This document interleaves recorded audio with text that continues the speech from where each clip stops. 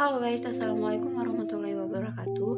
Jadi di sini saya akan menjelaskan tugas saya dari matkul farmakologi dan toksikologi 1 yang berjudul toksisitas subkronik parasetamol. Dengan dosen pengampu Ibu Apoteker Lili Kurnia Wahida, S-Farm MPH, dan kakak-kakak asisten dosen yaitu ada Kak Tasya Puspita, Kak Luki Aditya Sanjaya, dan Kak Faithul Zakia. Dan perkenalkan, nama saya adalah Hidayatul Tasya Nur Musdalifah. Saya dari kelas 3C dengan NPM 213111049. Nah, karena kita di sini akan membahas toksisitas subkronik parasetamol, kita kenalan dulu nih, apa itu toksisitas? Jadi, toksisitas adalah tingkat merusaknya suatu zat jika dipaparkan terhadap organisme. Toksisitas dapat mengacu pada dampak terhadap seluruh organisme seperti hewan, bakteri, ataupun tumbuhan, dan efek terhadap substruktur organisme seperti sel atau organ tubuh seperti hati.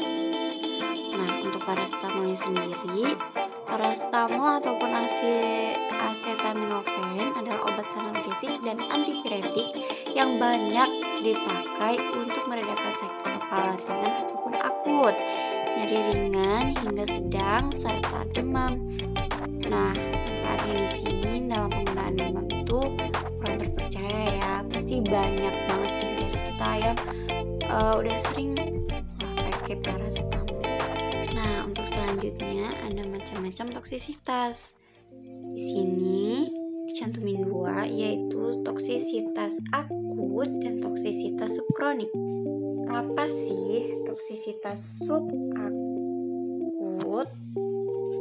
Jadi, toksisitas subakut itu adalah toksisitas yang mengacu pada efek toksik yang terjadi setelah pemberian oral dosis tunggal dalam selang waktu hanya 24 jam.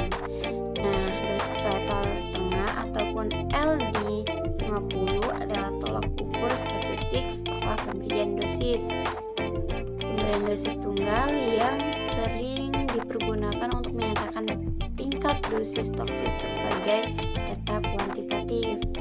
Dan sedangkan toksisitas subkronik adalah toksisitas yang efek toksiknya itu ditimbulkan karena penggunaan bahan-bahan yang bersifat toksik selama beberapa bulan ataupun tahun. Itu menurut Martini. Nah, selanjutnya ada parasetamol nih. Parasetamol itu merupakan obat bebas golongan NSAIDs ataupun non-steroidal anti-inflammatory drugs yang dapat menyebabkan toksisitas hepar pada dosis tunggal yaitu 10 sampai 15 gram. Nah, apabila dosis toksis diberikan, maka antioksidan endogen tubuh yaitu GSH ataupun glutathione hepar tidak cukup mengendalikan NAPCI sehingga radikal bebas akan berkaitan dengan asam lemak tidak jenuh membran sel dan terjadi peroksidasi lipid membentuk MDA yaitu malondialdehida. Nah, selanjutnya ada poin penilaian resiko intoksisitas parasetamol. Poinnya itu ada jenis sediaan ataupun obat yang dikonsumsi, lalu ada dosis obat yang dikonsumsi, berikutnya ada perkiraan waktu konsumsi obat, berikutnya ada komorbiditas dan faktor resiko, dan yang terakhir ada manifestasi klinis. Nah, kunci dalam menilai resiko untuk toksi parasetamol itu adalah anamnesia yang baik. Keputusannya itu tetap aja dari dokter ya. Jadi dokter itu udah kunci utamanya deh yang menentukan apakah seseorang itu mengalami intoksisitas terhadap parasetamol ataupun tidak. Nah, parasetamol yang baik dan benar untuk dikonsumsi itu gimana gimana sih?